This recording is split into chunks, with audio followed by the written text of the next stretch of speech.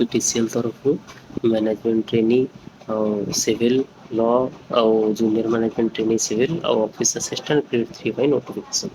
ଠିକ୍ ଅଛି, ତ ତାର ଏକ୍ଜାମ୍ ଡେଟ୍ ବାହାରି ପଡ଼ିଛି, ଯେଉଁଟା ସମସ୍ତେ ଅପେକ୍ଷା କରିଥିଲେ ବହୁତ ଦିନରୁ। ତ ଏକ୍ଜାମ୍ ଡେଟ୍ଟା ହେଲା ଆପଣ ଦେଖିପାରୁଥିବେ 29 ଜୁନ୍ 30 ଜୁନ୍ 2 ଦିନ ରଖା ହେଇଛି। କମ୍ପ୍ୟୁଟର ବେସ୍ ଟେଷ୍ଟ ହେବ ହେଲା 2ଟା ସେସନ୍ରେ।